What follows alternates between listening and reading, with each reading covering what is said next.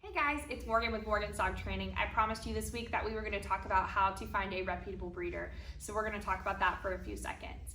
I'd like to start off by saying I love my rescue dogs just as much. And if you're just looking for a specific breed of dog, they even have breed specific rescue groups that you can find. But if you really want from a reputable breeder, I totally understand. So we're going to talk about how to make sure that they're reputable and you're not getting a dog from a backyard breeder when it would be better to get a rescue dog. So I definitely agree with both sides of the story. I get the rescue, I get the reputable breeder side. What I don't agree with is the in-between. So let's talk about how to find a reputable breeder. So before we even get into this, I want to talk about what kind of dog is going to best fit your lifestyle. So lifestyle and budget are a huge key in this. So many people will get dogs just because they're cute and have nothing to do with how they're going to fit into their daily lives. So for example, do you have kids? How are you with noises, barking? Do you have the budget to afford grooming if it's a dog that needs to be groomed? How are you with shedding? How do you feel about activity level? Do you have a big backyard? Do you have time to take them on walks, hikes, training all the time? That's really gonna depend on what breed best fits you. So cool enough, AKC, if you go online, they have a test that you can take that will give you ideas on a bunch of different breeds that they think would best fit your lifestyle. There's other websites that have that too, so just use all the resources online to really get a good idea on what breed that you want. Then once you settle down on what breed that you think is going to be best for you, the next steps are going to be trying to find a breeder. So AKC has listed breeders on them for you guys to look at, but you can also find them other ways too. But we're going to talk more about how to make sure that you get the best breeder next.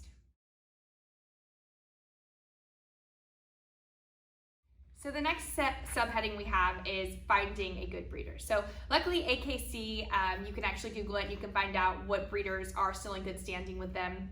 But you can also reach out to your local kennel club and ask them. A lot of times they have good information. You could even do a Google search, but it's definitely important to make sure that you're getting a good breeder that will answer all of your questions. So the first thing that's really important to me is health testing. And health testing can be a really general term because each breed has a different standard of what is best for them and what they need to be tested in. So for example, like King Cavaliers sometimes have heart problems, Shih Tzus sometimes have eye problems.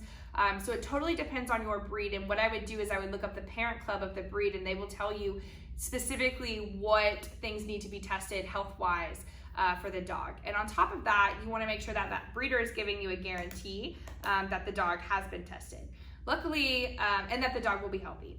So luckily, OFA.org, you can actually look up the lineage of each dog and their testing that they have had done. So you can actually look up the parents to verify that they've had all of their testing done. So OFA gives you a lot of information also on what each breed needs to be tested for and some optional ones that are also good that if they're tested on that as well. The second thing to me is puppy culture.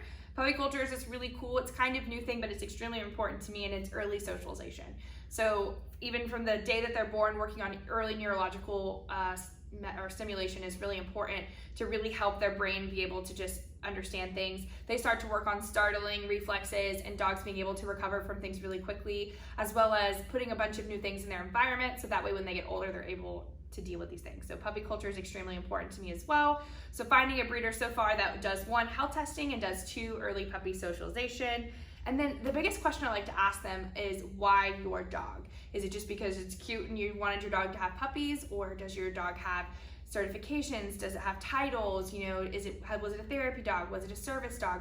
What makes your dog, how is your dog going to better the breed as a whole versus just, I thought my dog was cute, so I wanted to breed it. So I like to ask what they have that brings their breed up to what they should be whenever you guys get them.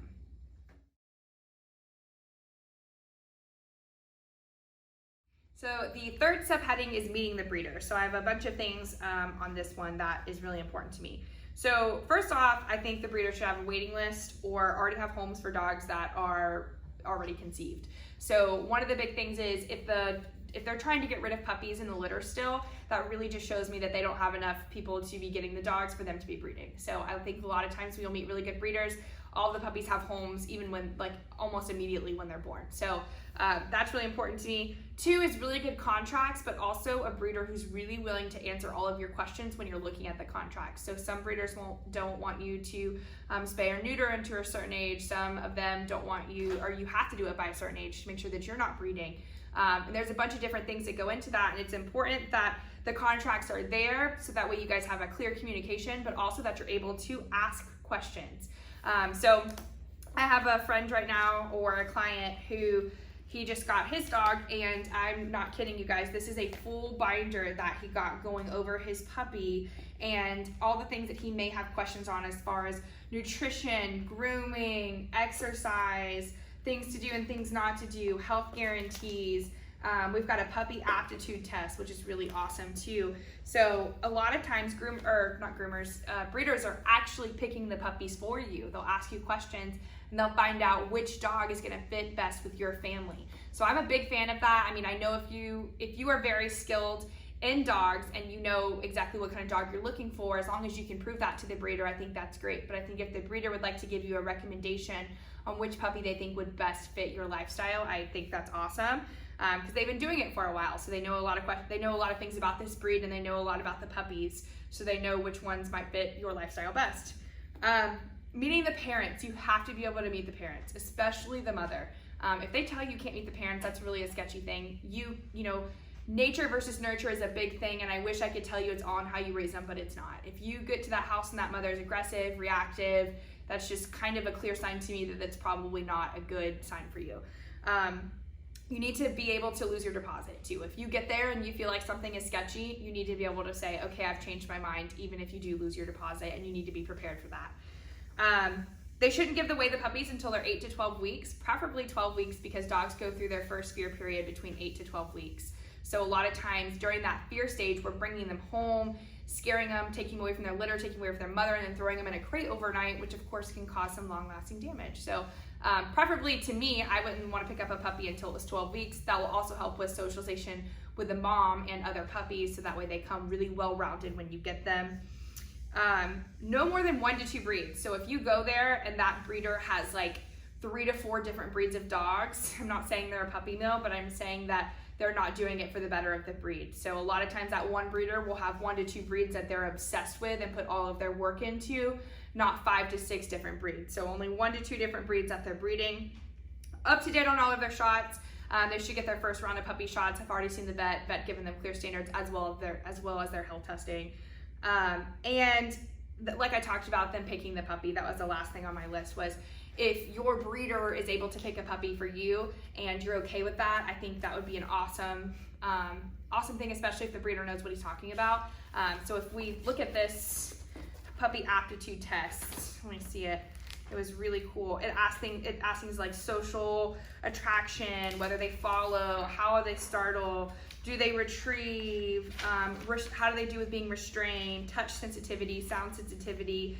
And if you're like, hey, I've got 5 kids in the household who are loud and crazy, and he might be able to, out of the breeds, figure out which one is going to be able to startle and recover really quickly, which one is not super touch sensitive or sound sensitive, and then get you the best puppy that they can. So that is my 3rd topic. So we're going to move on to the 4th one next.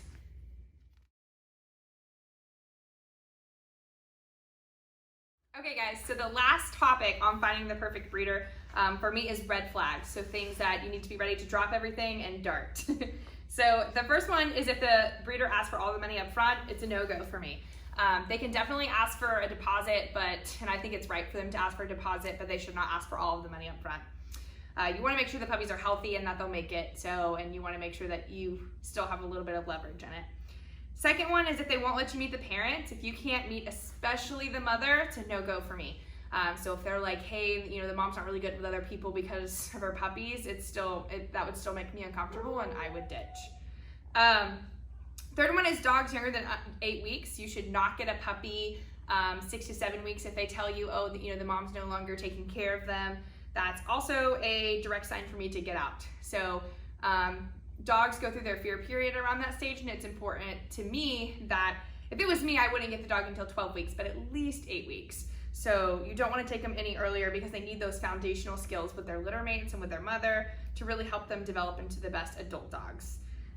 Not showing you papers. So if they're like, oh, I forgot the papers at home or something like that, I would not take the dog until you have the papers. And I know that can be hard because sometimes you've already met the dog or you kind of grow an emotional attachment to it, but you have to remember that you're going to keep this dog for the next 10 to 15 years. And so it's important that you're getting what you pay for. So Craigslist, ditch it. Please do not find your breeder on Craigslist.